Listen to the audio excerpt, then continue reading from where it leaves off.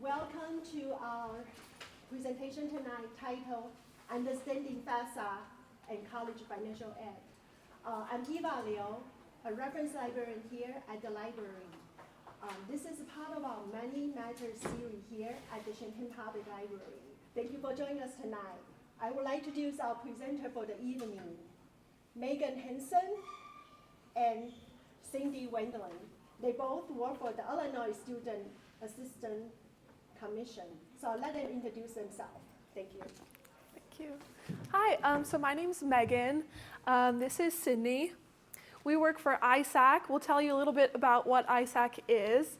But yeah, today in general, we're going to be talking about financial aid, what forms of financial aid exist out there, and how you can access them. So let's get started. First, ISAC stands for the Illinois Student Assistance Commission. So we are a part of the state government. As an agency, we administer financial aid, such as grants, scholarships, prepaid tuition, student loan repayment, and forgiveness. So our goal is to provide students with the assistance they need to pursue a post-secondary education. They can do it in a way that is affordable. All right, so I'll ask you all to please hold your questions until the end. If you have a question that would be maybe helpful for everyone to hear, you can ask it. If you have a more individual question about a particular situation, we'll also stick around after the presentation if you want to talk one-on-one. We'll also have our contact information on the final slide, so you can take a picture or grab one of our business cards over at that table. You can email us or call us at any time if you have questions about college or financial aid. All right. So I'm going to be saying the word college a lot throughout this presentation, but I don't just mean, a four-year institution. I'm talking about any sort of post-secondary education. So that includes vocational and trade schools, associate's degrees, bachelor's degrees. We won't talk a lot about master's degrees and further types, but there's a few scholarships we'll talk about that you could use for graduate education. First of all, what is financial aid? So financial aid is an umbrella term that encompasses all of the types of money that can help a student pay for their education.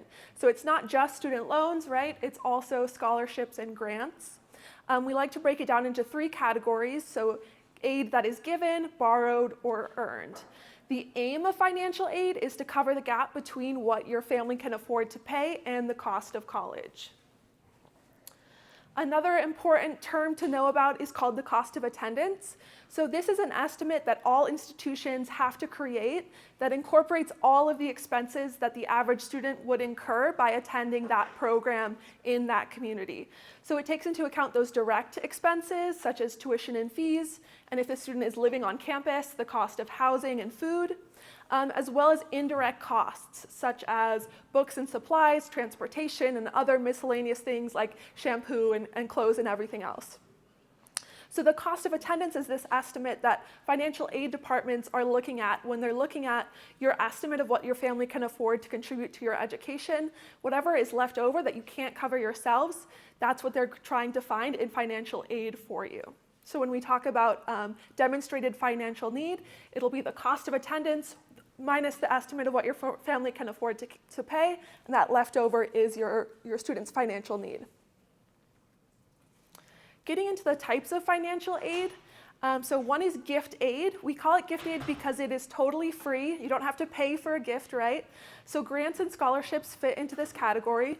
The main difference between grants and scholarships are that grants are typically just need-based. So all that they're looking at is the size of your family, the income of your family, maybe some assets as well.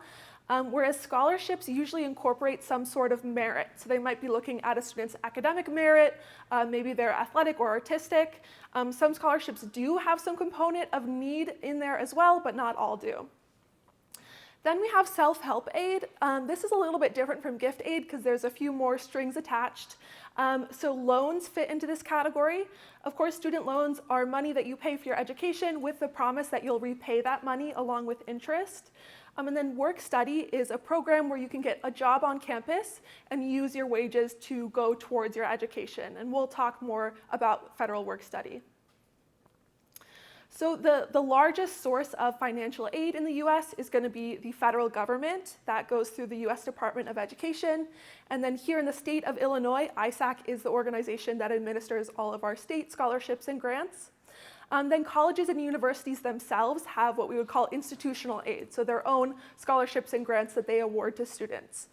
Typically, institutional aid is just awarded based on that student's application for admission, but sometimes there are additional applications for those grants and scholarships coming from that school. So I highly recommend, once a student has applied to a school, to go on their page. Almost every college is going to have a financial aid section, and under that section have a list of their own institutional grants and scholarships. If there is a separate application for those besides just the application for admission, that's where you would find those and apply for those. Next, there are private sources. So different organizations and businesses sometimes offer their own scholarships. When you're looking at those private scholarships, we have a few tips for you. So you can think about anything that you buy, eat, or wear. Those might be places that have scholarships. But most importantly, I would say look for local scholarships. Counselors can be a great resource. I know Champaign Central and Champaign Centennial keep lists of local scholarships that they know of. The reason why I recommend local scholarships is because the applicant pool is typically smaller, so it's just more likely that your student will be selected, or you as a student will be selected. When looking at these private sources for scholarships, just be really careful to not run into any sort of scams. If a scholarship is asking for credit card information, it is almost 99% not a legitimate scholarship. You might run into services offering to apply to like a large number of scholarships for you for a fee. That's usually not a legitimate service either. If you have any questions about this, you can also reach out. If you encounter something that you're not sure is legitimate or not, you can contact me or Sydney. All right, zooming into federal gift aid, the largest grant we have is called the Pell Grant, and that can be used towards any sort of certificate, vocational degree, or bachelor's degree at accredited institutions.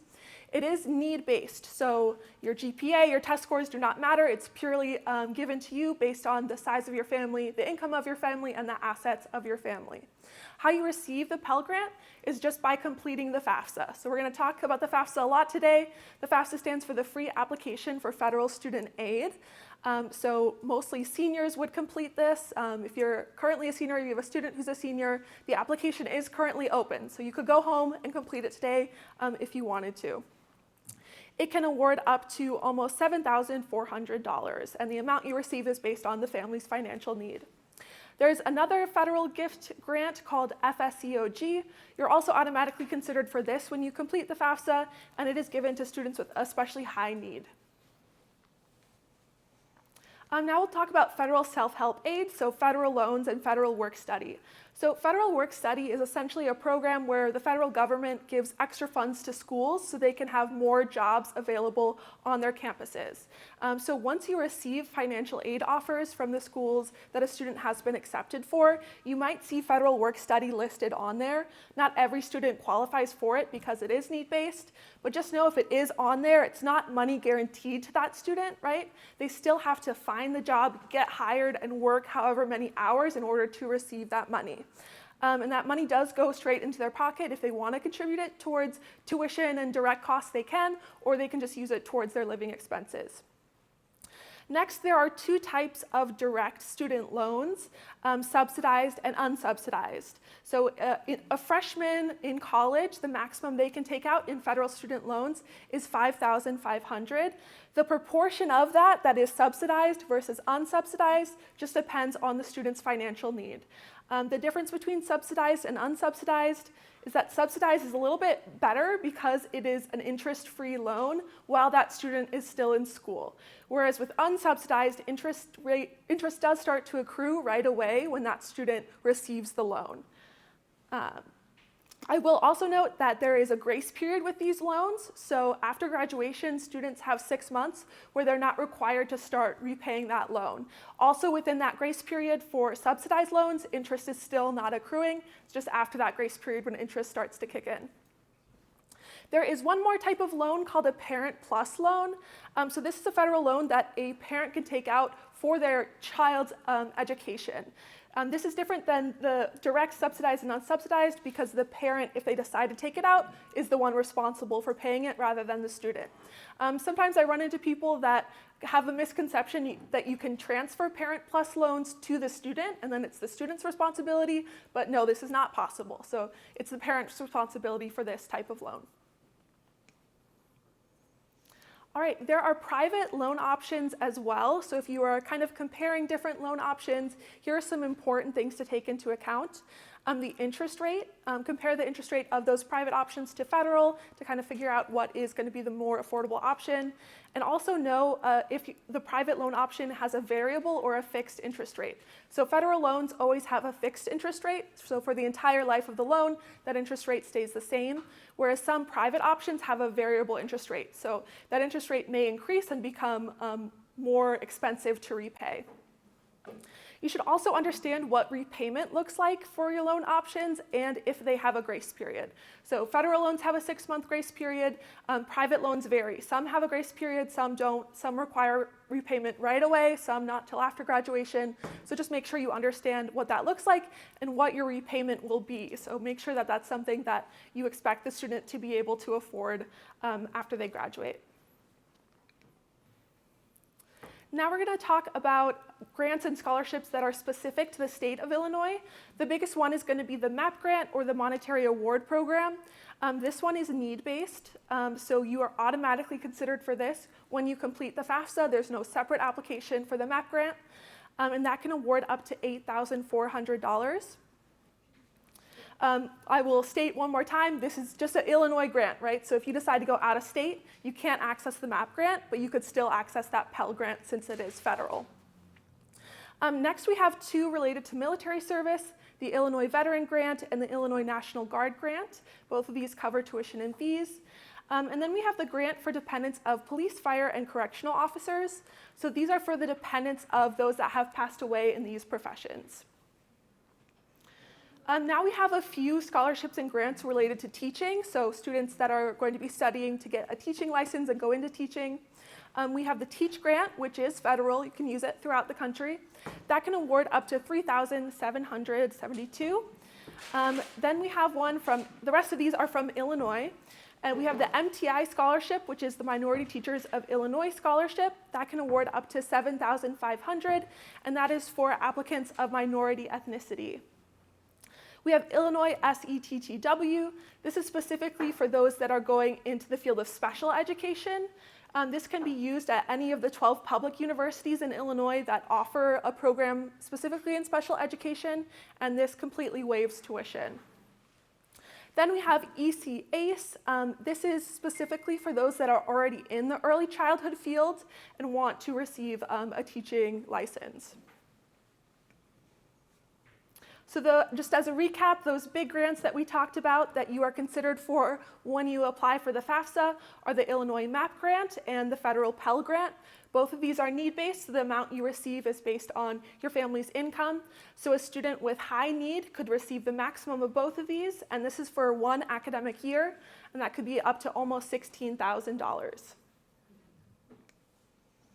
All right, so I'm going to pass it over to Sydney. She's going to take us through the actual process of applying for financial aid. All right, can we switch sides? Yeah, totally. That way I can switch the things. So we're about halfway through. How are we all doing? Pretty good. I'm seeing some thumbs up. Awesome. So this guy here represents sort of an academic school year. So first thing, we're going to do every year that our student is going to be in a college or university and needs financial aid, we are going to complete a financial aid application. What are the financial aid applications? FAFSA, absolutely. We have the FAFSA, or here in the state of Illinois, we also have the alternative application for Illinois student aid. So one of those guys, or any school recommended or required things as well, so like the CSS Profile. Then we may be selected for verification. If we're selected for verification, we are going to fill that guy out. We're going to send all those documents in. We're going to move on. We're going to receive and review financial aid offers from colleges. We're going to think about those guys. We're going to look at them. We're going to decide which is our best fit. We're going to respond to those guys and then tell them whether we want to attend their university or not, so that they can either bundle us that financial aid officially, or they can financially support some other student that maybe wouldn't have if you were going to take up their offer, right? Then we're going to complete all pending processes. This means we're going to sign up for dorms, we're going to sign up for meal plans, we're going to mail in all our medical forms and, let them know all of the things that we need to do in order to actually attend that university, right? Then we're going to do the same thing every single year. Every year that we need financial aid, we are going to apply for financial aid. Now we're going to delve into each of those steps just a little bit deeper. So that first one, completing the financial aid form.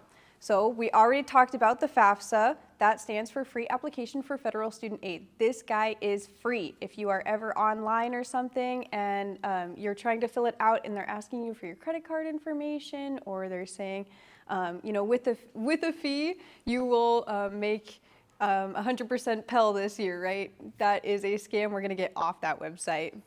We also, in the state of Illinois, we have something called the alternative application. This guy is only for students who are non-eligible, non-citizens of the United States. So they could be a student who maybe does not have a social security number in the state of Illinois, has lived in Illinois for at least 3 years, graduates from an Illinois high school, and then attends an Illinois a MAP-approved college, which is any of the 12 universities in the state of Illinois, and some of the private and for-profit universities as well. There are a couple other forms, so that means all of those private financial aid applications. So if you're applying for maybe that Downey Tide scholarship, you have to apply specifically to that Downey Tide scholarship, right? And then some colleges and universities require you to file a CSS profile. Gather all the information you need. Before you start applying for financial aid, you want to make sure that you have all the information that you need to apply. So for only the FAFSA, you're going to need a social security number. If you don't have a social security number, you will use your alien registration number as the student. For a parent that does not have a social security number, that's okay. You can still make an FSA ID, which we'll talk about in just a little bit. So both a student and a parent will need that FSA ID. For both the alternative application and the FAFSA, you're going to need federal tax returns, W-2s, records of income, banking statements, records of investments, records of other untaxed income, and then a list of colleges that the student would like to attend. We mentioned that FSA ID. Now, I think this is one of the scarier sounding things, but it doesn't need to be scary. This is basically, it's just an account that you have as a person on a website. That's all it is. It doesn't need to be scarier than that. Last year there were some issues, but this year everything is working well and beautifully. We love it. So this FSA ID, you're going to need your social security number, you're going to need your name, your address, you're going to need a phone number and an email. And I do want to say for students, when you're creating this guy, make sure that your email is not your student email. It is your personal email, because you're going to be needing to use it every single time that you get back into this application. So when you are in the future, you're no longer a high school student and you're trying to get back into your FAFSA so you can send in another one for the next year, you need to have access to that email. We recommend that you create your FSA ID at least a few days before you before you file a FAFSA. That way it is verified before you file that FAFSA, and it can just go directly into, but you can make it and then immediately file a FAFSA. Is there anything I'm missing there? Nope. Okay. So who is considered to be a parent in the eyes of the FAFSA? For the FAFSA, who is a contributor is only a biological parent, adoptive parent, or a step parent that is married to an adoptive or biological parent. Unfortunately, anybody else does not meet those requirements and cannot be filed on that FAFSA, right? So that means even if your student is, or even if you are to the student a legal guardian, even if you're a foster parent, even if you are a grandparent, a sibling, even if you claim this student on your taxes, right? None of these individuals is going to be considered to be a contributor for the purpose of the FAFSA. And that is for anybody, even if they are living alone, if they're under the age of 24, most likely they're going to be an independent or a dependent student. Maybe we have some, unique living situations. You're thinking, I have a student, but I'm not on good terms with my, the student's other parent, right? Do we have to put both of our information down? Maybe, but not always the case, right? So if the parents are the biological, adoptive, or step parents live together and both support the student equally, right? Then you're going to report both parents, especially if they're married filing jointly, or if they're not filing jointly but they are still married living together, you're going to report both those parents. If the parents are unmarried and live together, you're still going to report both parents. If they're unmarried living separately or married and separated living separately, you are going to report the parent that provides the most financial assistance or support to that student during the year. And there we go. And it doesn't need to be more complicated than that. Don't worry about it too much. So for the sections of the FAFSA, for both the student and the parent, it's going to look really similar. They're going to ask both you guys, your personal identifiers. They're going to ask your circumstances, demographics, financials, and then they're going to have a signature. For only the student, they're going to have that personal circumstances, which is what determines whether the student is an independent or dependent student. And these things are like, does the student have a child? Is the student married? Is the student at risk of being a homeless individual or is homeless unaccompanied, right? So they don't really care about the parent doing those things because the parent isn't applying for financial aid on their own, right? Also, for the student, you're going to have a colleges section. Again, no one cares where the parents want the student to go to college. They only care where the student wants to go to college. So those are the only big differences. For the alternative application, it's going to look really, really similar to that FAFSA because it is modeled after the FAFSA. Again, it is only for that Illinois state aid though. So it's going to ask a lot of the same things. It's going to ask the student demographics. It's going to ask the student income and assets. It's going to ask dependency questions, the parents' demographic and financial information, household information for independent students, and then it wants your school choices, and then sign it. To sign an alternative application, to sign an alternative application, you're going to need a PIN, which is applied for and received through a personal email on the ISAC website or the Illinois Student Assistance Commission website. For the FAFSA, you are going to sign using your FSA ID, which is that account that you've made on the website. With this FSA ID, you will be acting as yourself on the form, and then it will have like a box at the bottom that says, I, Sydni Wendling, do hereby certify that this information is accurate and correct, and I do want to send my information to these schools. You click that button, and that is signing your form. Have we heard of Student Aid Index before? No? Have we heard of EFC before, or Expected Family Contribution? That's okay, we have now, right? Okay, so the Student Aid Index is a number that is generated by the FAFSA or alternative application that is representative of what you can put into your financial journey, right, or your financial educational journey. So it is not a cash number, but it represents a cash number, right? So it can go all the way down to negative 1,500. It can be 0. It can go up to 9,999. So a person that has maybe a negative 1,500 SAI or Student Aid Index is someone who shows that they have an extreme financial need. A person that has a 0 SAI has moderate financial need, and a person that has 9,999 could potentially pay for college all by themselves without any financial assistance, right? Verification. Verification sounds scary, but it is not. It's something that a specific percentage, or not a specific, a percentage of students every year will need to be selected for verification. It's just a requirement given to colleges and universities. It just asks you to show the documents or some documents that tell your life story. So it might ask you, we need some verification that your W-2s is correct, or like what you've input into the FAFSA is correct. So you'll send in your W-2. Anything that they ask you to send in, just send it in. And then don't send anything else because it will slow down the process because they have to look at everything. All right, step 3, we're going to be receiving and reviewing offers. So we are going to be getting all sorts of financial aid award letters in the mail from different colleges and universities, whoever we input on our free application for federal student aid, whoever we put on that FAFSA, right?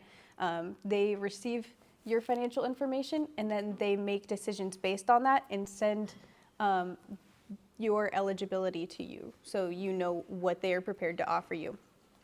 They determine this using their own average cost of attendance, and they take out what they expect you to be able to contribute to that. What is left over is your financial need. Does that make sense? Okay. So when you get these offers, we really want to analyze these guys. We want to look at them and make sure that they, they cover our financial need. They're not assuming that we're taking out, loans, Parent Plus loans, which you're not planning to do, right? Or we want to make sure that all of the scholarships and financial assistance that they're offering us will cover us throughout the entire our entire journey, right? So maybe you'll see your tuition and mandatory fees are covered for this year, but it's because you're earning a $2,500 freshman scholarship, right? So what are you going to do in the next year when you're no longer a freshman? You're not going to be getting that scholarship. We also want to make sure that we know what the deadlines to these offers are. We do not want to miss out on financial aid because we submitted anything too late, right?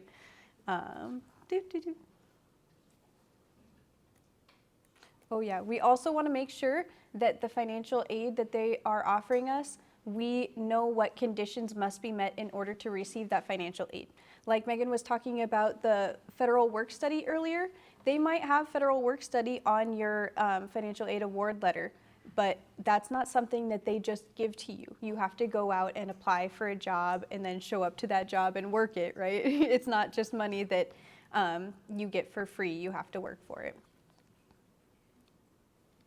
So once we've decided which place is a good college fit for us, which is a good financial fit for us, that maybe has all sorts of grants and scholarships and doesn't require us to take out any loans, and we have no out-of-pocket expenses, it's the best thing ever. Now we need to respond and tell them that we do want to attend their college or university. We also want to make sure that all of those other colleges and universities that sent us, letters, that we respond to them and tell them that we don't need that financial aid, so that maybe they can package that financial aid and give it to someone else. We're going to complete all pending processes. So we're going to confirm our intent to enroll. We're going to accept our financial aid offer. We are going to pay enrollment, housing deposits. We can also ask for waivers if you display, I think it's less than a 0 SAI. You generally are eligible for waivers like application waivers, and then any other fees that they might ask you to complete. Like I think like the SAT might have like a waiver. Anything, you can ask for waivers. Don't be afraid to bully the tuition assistance office, okay? And then check your college mail and email account to see what other pending tasks you might have. In step 5, we are going to repeat this process every year. What are we going to do every year? Fill out the FAFSA or alternative application for federal, woo! Absolutely. So each year you might be getting, a different amount of financial assistance. Things change every year. Your financial situation changes every year. How they determine financial need changes every year. So even it's nice to, make sure that you are going to be getting financial aid every year, but it also, so maybe you're a person that says, I don't fill out the FAFSA because they're not going to give me anything anyway. You don't know that because, maybe 2 years ago they wouldn't have, but they might this year because adjusted for inflation and all of those different things. And so. I know that they just changed the SAI equation as well, really? Hugely. So you never know. A couple tips and reminders that we have for you. Make sure we apply for the FAFSA or alternative application as soon as the filing period begins. When is it generally? October. When is it this year? 2 days ago. The FAFSA and alternative application are both free, so you should never ever have to pay for either of these guys. If they're ever asking you for money, make sure you get off that website. It is literally called the free application for federal student aid. Make sure you keep track of deadlines. I can't imagine how disappointed I would be if, I missed out on $3,000 because I forgot to send something in yesterday, right? So I don't want anybody else to experience anything like that either. And it's never too early to apply for scholarships. You can search for scholarships as soon as you can be searching for scholarships when you're in middle school, right? You don't have to apply until, you need them, but it's never too early to apply for scholarships. You can be applying for scholarships sophomore year of high school. It's also never too late. So if you haven't started searching, get on it. Sorry, I'm just kidding. And reapply for every year that you need financial aid. Every year that you need financial aid, apply for financial aid. This guy is something that I'm handing out, or we're handing out, I apologize. So this is the ISAC student portal. This is the Illinois Student Assistance Commission student portal. It's a really good conglomeration of all sorts of information. I love it. It has information about all of the programs and services that ISAC offers, of course, because it's the ISAC website. So it has all of those scholarships, grants, prepaid tuition, tuition waivers, loan forgiveness programs, and loan repayment programs. It also has information about all of the national grants and programs for anybody in the United States. And it has a really nice page that is just a bunch of other websites that are like scholarship searches and college searches and all sorts of stuff like that. So I definitely recommend poking around on that guy. Couple different trusted websites. I like this page. It's a little silly because this is actually 2 websites, not 4. So that studentportal.isac.org and then the ISAC alternative application down here. So these are the same website, just different pages on that website, and that is the same one that the handout is for. And then studentaid.gov and FAFSA.gov are the same website, just different pages on that same website. The First Generation Scholars Network, I believe I also did pass out some flyers of those as well. So this guy, it's recommended especially for students who are first generation students, but it's also recommended for any students. So it's like a text service that will help you get in contact with other individuals who are going through the same thing, where maybe if you don't have a really good network of individuals who have just recently gone through filing for financial aid, applying for college, going through the whole college going process, and all that information and understanding of timelines and things like that, we recommend this guy because it can help you have, that network. Get on our communications list. This is another one that I passed out. I think it's the green one. Yeah, that one. So this one is a text. It's not a bot. It's a text. It's email. Oh, is it? Yeah. I apologize. I don't know what I'm talking about. Yeah, so this one you can just ask questions whenever you need. Thank you guys. How are we doing? Do we have any questions, concerns, thoughts? Yeah. So, my wife and I have 3 kids. One of them's already in college. We filled out the FAFSA. It seemed to work out well. Like, we were very happy with what the FAFSA thought about our financial situation. But now my daughter is going to be going to college next year. And in the meantime, we inherited some money. My wife's mother passed away. So yes, we have more money.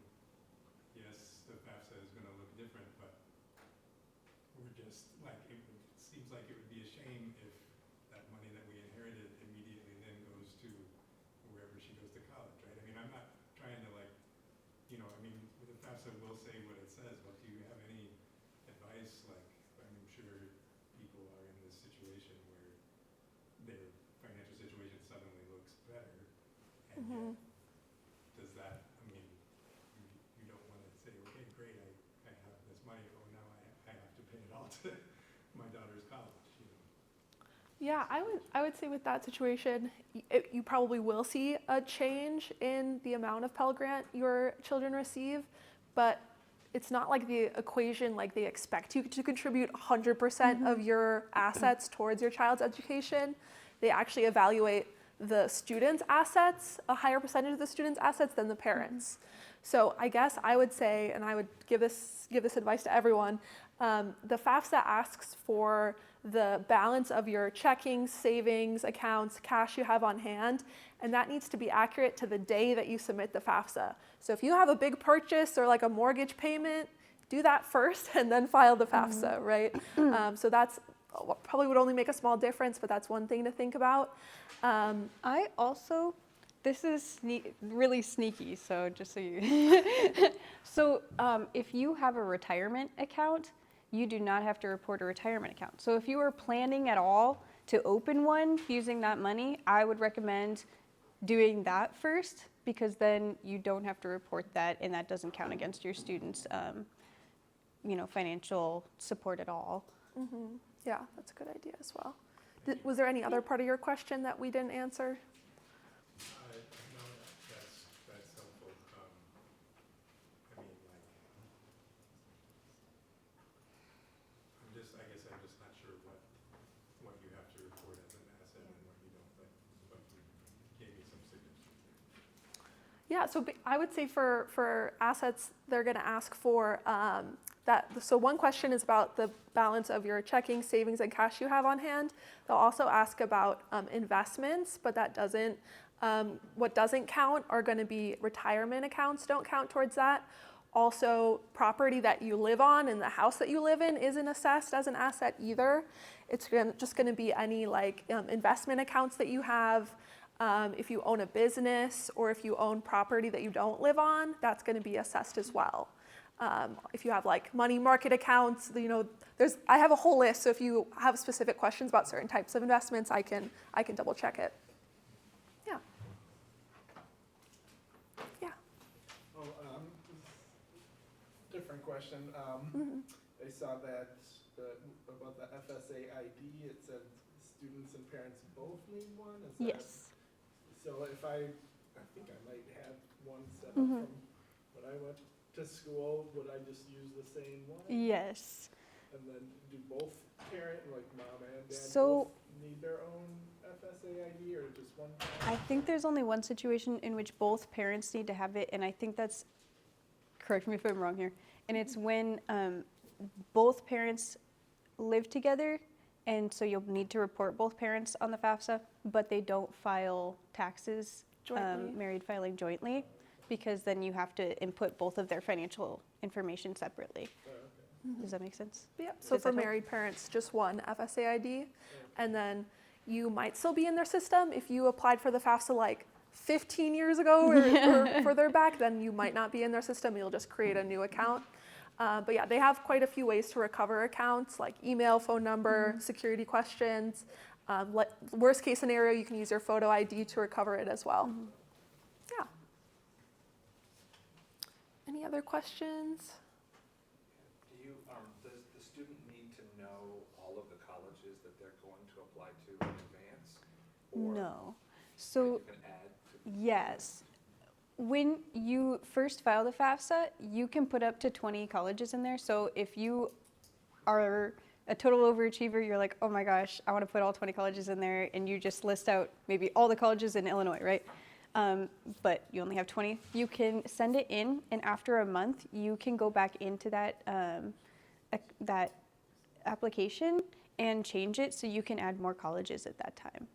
So if you maybe forget, like, oh, I totally forgot, I really want to go to Wesleyan, right? But I'd already sent it in. After a month, or hopefully, last year they kept it out a little bit longer so you couldn't go in and change things right after that month, but generally it's 30 days, and then you can go back in and edit that account. So if, let's say you're an underachiever and you only know one college that you might apply to, but your parents would like you to apply to more than one college. You can put, Should you wait to fill out the FAFSA? no. No, you don't have to have already applied. Just any school that a student is remotely interested in, you can put Yeah. on there.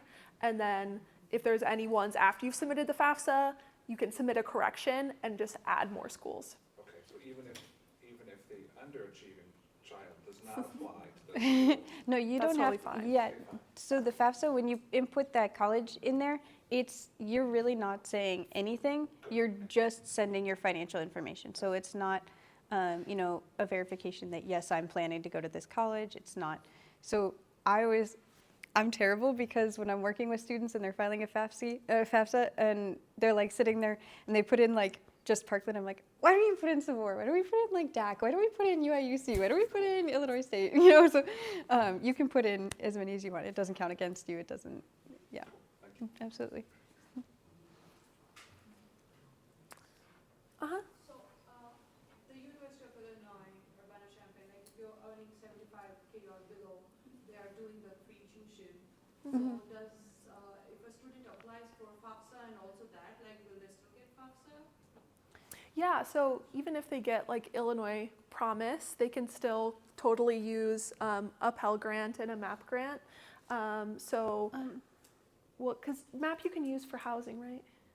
Direct. I thought it was only tuition. and So mandatory so fees. basically how it works is they will apply the MAP grant first. So any other costs you have besides the tuition that's already covered by the university will go towards that, and then they'll apply the Pell. So potentially that student could even have more than just their direct costs covered, and then they'll receive like a refund from the financial aid office, and then can use that money towards any indirect costs like books and living expenses. Yeah. Yeah. You mentioned under verification, you may be asked to send in other information. Does that mean upload additional documents electronically, or? Yes. Yes, okay. Yeah, so the financial aid office does that. So they will, typically it's through like the student portal that your student sets up after they've been accepted to a school. And they'll let you know exactly what documents they want, and you just upload them. Yeah. Usually there won't be anything like crazy. There are people that are selected randomly, and then there are people that are selected because something doesn't match in their FAFSA. So I know that if you have something like maybe your parents who maybe were divorced, like your mom, you live with your mom and she got married like this last year, right? But because it takes your information from your taxes prior, so it would be for the 23 year, but so if her last name doesn't match in those documents, right, they might ask you, oh, can you send in some information that will verify that this is the same person? So maybe your marriage certificate and also the taxes, just to make sure that this is all correct. But they won't ask you to send in anything crazy, right? So only things that, yeah. Alrighty, well, thank you all for attending. We'll stick around, so feel free to come chat with us if you have any other questions. Thank you.